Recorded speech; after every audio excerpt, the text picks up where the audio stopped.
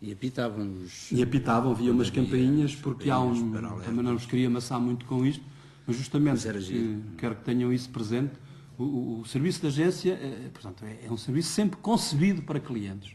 E os clientes são, portanto, rádios, jornais, televisões e são, em síntese, jornalistas como nós. Portanto, ainda mais exigentes, naturalmente, e desejavelmente do que o leitor comum. E há de facto uma série de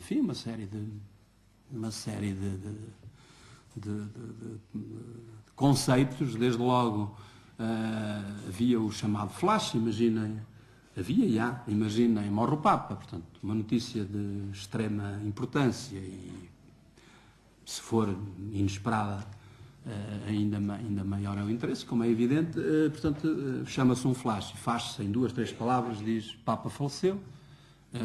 Se for, convém que seja verdade, não é? Convém que seja verdade, não estou a desejar a morte do Papa, estou a dizer que quando se distribui uma notícia convém que seja verdadeira. Portanto, quando há a certeza, uma notícia desta importância, obviamente só se dá com segurança. Portanto, basta pôr estas duas palavras, Papa faleceu, e depois, enfim, convencionou-se dizer uma vírgula ou um hífen e pôr oficial, no sentido de dizer que é uma notícia, enfim, indiscutível. Recordo-me, por exemplo, só para terem uma ideia, as grandes agências do mundo, como sabem, hoje são a Reuters, a Associated Press e a France Press, são as grandes agências. Houve, enfim, nos tempos da União Soviética havia a TASS e a Novosti, hoje há outras, a Interfax. Houve uma americana, que era a UPI, mas isto para lhes dizer que, por exemplo, para ver a importância, no fundo, com que se compete, eu lembro-me, por exemplo, do falecimento de um presidente da União Soviética, creio que Leonidas Brezhnev, na década de 80, há 20 anos, e eu nunca tinha ouvido na minha vida, como imaginarão, falar na Agência Noticiosa do Japão, que se chama Kyodo, e a Agência Noticiosa do Japão teve o mérito de ser a primeira a noticiar a morte de Brezhnev, e então eu fiquei com o nome da Kyodo no ouvido por essa razão. Bem, estou a perder-me em parênteses, vamos ao que interessa. Portanto, como lhes disse, o serviço hoje é distribuído por satélite, portanto, o serviço distribuído pela agência vai ter diretamente, se for esse o desejo do cliente, aos terminais de computador dos jornalistas na redação. Portanto, um jornalista numa redação de um jornal, esteja ele a tratar política, desporto, justiça ou o que quer que seja, pode aceder diretamente e, portanto, incorporar, enfim, nos seus ingredientes, no seu material de trabalho, incorporar a informação que a agência faculta. Justamente porque isto se pauta por uma relação entre um prestador de serviços, que é a agência, e o cliente.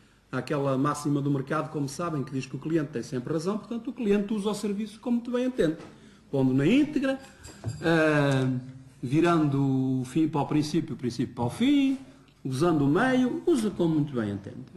Desde que a gente não diga que é preto e ele depois diga que é branco, usa como muito bem entende. O que é então é necessário, o que é que distingue então aqui verdadeiramente o serviço de uma agência noticiosa dos outros? Há algumas regras que têm a ver exatamente com esta natureza de funcionamento.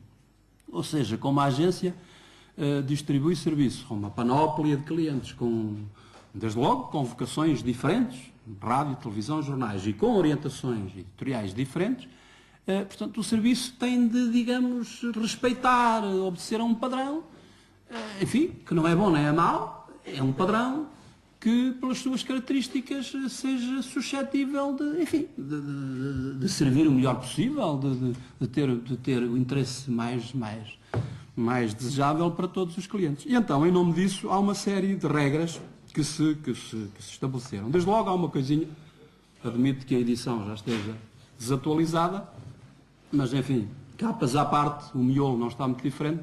Isto é o livro de estilo da agência Lusa, que outros meios de comunicação social possuem, os seus livros de estilo. E o livro de estilo, no fundo, sem ser uma ditadura, digamos, é um conjunto, é um corpo de normas, de regras, de indicações, que devem ser acatadas por forma a que o serviço tenha, enfim, um padrão, uma uniformidade. Portanto, desde a adoção de como é que se escreve 1,15 milhões, portanto, nós escrevemos 1,15 milhões e não escrevemos 1 ponto 015.000, desde de escrever 24H00 e não escrever 24 horas por extenso e outro escrever, pronto, um conjunto de normas que permitam que a escrita tenha o máximo de uniformidade e depois um conjunto de indicações. Porque isto reconduz-nos a uma coisa que vos disse há pouco, porque o que verdadeiramente difere no funcionamento de uma agência noticiosa é justamente, digamos, não, difere no sentido, aquilo que não é comparável à produção, e nomeadamente à difusão dos outros meios de comunicação, é justamente essa fase, a partir do momento da redação da notícia em diante, porque todo o trabalho que está para trás, a montante, é igual em todos os meios. Portanto, a agência organiza-se exatamente como a redação do jornal, exatamente nos mesmos moldes. Os jornalistas são feitos da mesma carne e osso dos outros, têm uma particularidade, é que o seu trabalho é eminentemente anónimo, portanto, é raro, portanto, como imaginam, há peças que podem ser assinadas, já lá vamos, mas, portanto, hoje em dia é muito frequente, como vê, isso também é uma tendência, que em Portugal tem 15 anos, não mais, com o aparecimento do público e de outros títulos. Hoje é frequente qualquer notícia, às vezes vulgar e banal, embora eu acho que todas as notícias são importantes, também lá iremos se tivermos tempo, e todas elas podem ser muito gratificantes para quem as faz e para quem as lê. Não é preciso andarmos todos os dias à conquista do Pulitzer, portanto há coisas que são muito gratificantes e que nos realizam muito no nosso trabalho, por mais simples que sejam, mas dizia eu, de um modo geral, o trabalho de um jornalista de agência é um trabalho anónimo, mas a sua relação, portanto, o seu modus operandi, enfim, a sua inserção na redação, o modo como a agência se posiciona para a recolha e para a redação das notícias, é exatamente igual à forma como o Público, o Diário de Notícias e outros jornais se organizam.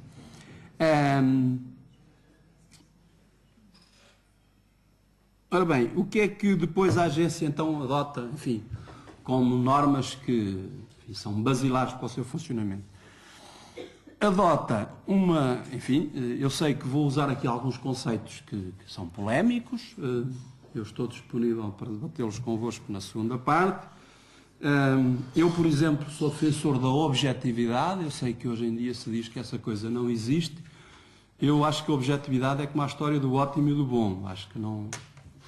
Como o ótimo é inimigo do bom, admito que não se possa lograr alcançar a objetividade plenamente, mas acho, e tenho essa experiência, perdoem-me a modéstia, que é preciso procurá-la, se não se alcança a 100%, se alcançarmos 80% é melhor do que a 79%, e pelo menos a objetividade é importante, estou a falar de jornalismo de agência, pelo menos por oposição à subjetividade.